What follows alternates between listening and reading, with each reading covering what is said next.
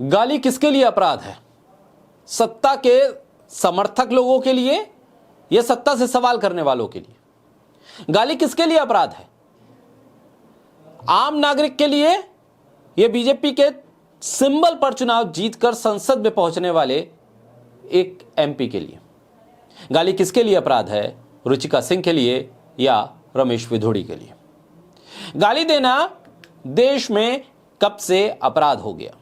अगर गाली देना अपराध है तो फिर देश में शायद ही 5-10% लोग ही बचेंगे, बाकी सभी लोगों पर एफआईआर का तमगा हर 1 घंटे पर, हर 1 मिनट पर, हर 1 सेकंड पर लग ही जाएगा। रिंकू, हाँ जी, ये देख आगे तो चले। सत श्री अकाल बीजी। सत श्री अकाल पुत्र। अब साफ दिखाई दे रहा है बीजी। बहुत साफ दिखाई दे रहा है। बीजी इतने टाइम बाद नए चश्मे बनवा ही लिए। किसी अपने ने पैसे भेजे और हर महीने पैसे भेजेंगे। वाह, ਫੋਨਾਂ ਤੇ ਟੂ ਟੂ ਹੋਊਗੀ ਤੁਹਾਡੇ 1 ਤਰੀਕ ਤੋਂ ਬਾਅਦ।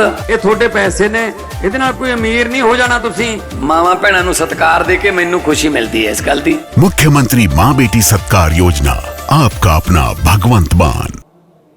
यह सवाल इसलिए भी खड़ा हो रहा है क्योंकि जेनजी के प्रोटेस्ट के बाद जब सरकार दबाव में आई और इस्तीफा हो गया, समझौता हो गया कि किसी पर कोई एफआईआर प्रदर्शन की वजह से नहीं होगी, तो रास्ते निकाले जाने लगे कि एफआईआर हो तो किस रास्ते से हो, किसी पर खाना क्यों खिलाया, कैसे खिलाया, किसने बनाया, इस पर एफआईआर हो जाएगी।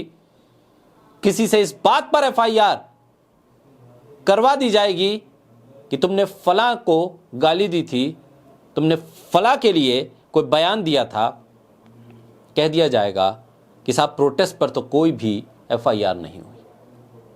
यह सवाल अब कॉकरोच जनता पार्टी के प्रवक्ता सौरभ दास ने पूछी है।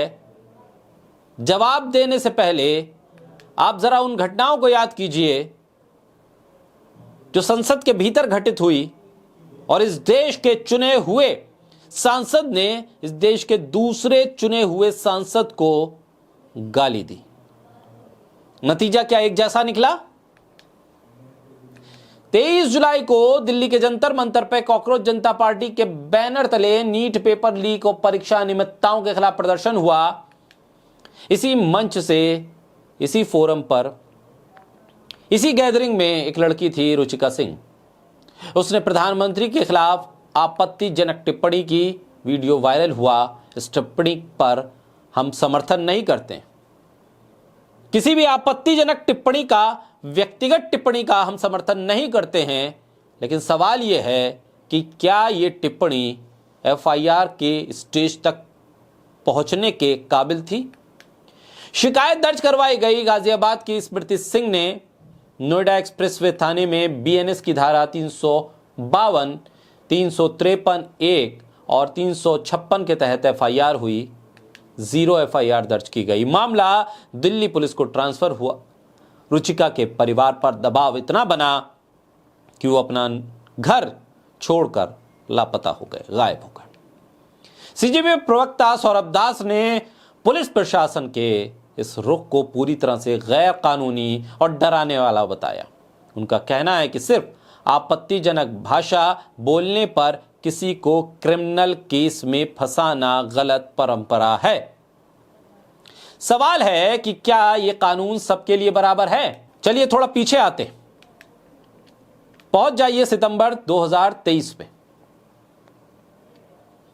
संसद भवन के भीतर बीजेपी के सांसद उस वक्त रमेश विधोड़ी चंद्रयान 3 की सफलता पर चर्चा के दौरान बहुजन समाज पार्टी के सांसद दानिश अली के खिलाफ सांप्रदायिक, अश्लील, आपत्तिजनक, घोर ध्रुवीकरण वाले शब्दों का इस्तेमाल करते हैं। संसद के रिकॉर्ड में दर्ज है। मामला प्रिविलेज कमेटी को भेजा गया। विधोड़ी अक्टूबर की पहली सुनवाई में राजस्थान चुनाव प्रचार का हवाला देकर नहीं पहुंचे। बाद में दिसंबर में समिति के सामने पेश हुए। नतीजा क्या आया? आपको याद है क्या? क्या नतीजा हुआ होगा? कोई एफआईआर हुई? कोई निलंबन हुआ? कोई गिरफ्तारी हुई? कोई माफी हुई? आपत्तिजनक शब्द संसद के रिकॉर्ड से स्पंज कर दिए गए। मामला ठंडा होता चला गया। इस पूरे मुद्दे पर जब ये नोएडा में जो लड़की है उस पर एफआईआर हुई तो महुआ मोइत्रा टीएमसी की सांसद है, उन्होंने ट्वीट करके इस लड़की का समर्थन किया, इस लड़की का पुलिस की कार्रवाई पर सवाल खड़े किए और रमेश विधोड़ी वाला जो पूरा मामला था उसको भी कोट करते हुए ट्वीट किया।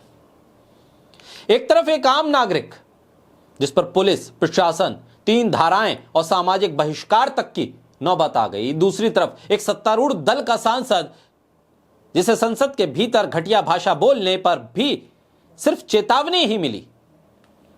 तो असली सवाल यह नहीं कि गाली सही है या गलत, असली सवाल यह है कि जब आम नागरिक की जुबान फिसले तो एफआईआर, और जब सत्ता के अपने सांसद की जुबान फिसले तो सिर्फ चेतावनी। ये कैसा बराबरी का कानून है? आपको क्या लगता है? जिस लड़की ने आपत्तिजनक शब्दों का इस्तेमाल किया उस पर इतनी गंभीर धाराओं में एफआईआर होनी चाहिए थी? क्या यह डराने के लिए है? क्या इस देश के भीतर सरकार से असहमति का मतलब यह है कि आप घुमा फिरा कर एफआईआर के बहाने ढूंढेंगे? इस पर सवाल खड़े हो रहे हैं कि क्या कानून सबके लिए बराबर है और किस धारा में क्रिमिनल केस बन सकता है या नहीं बन सकता। पुलिस का रवैया एफआईआर करने में जो तेजी दिखाई गई है उसके बारे में आप क्या सोचते हैं? कमेंट करके जरूर बताइएगा।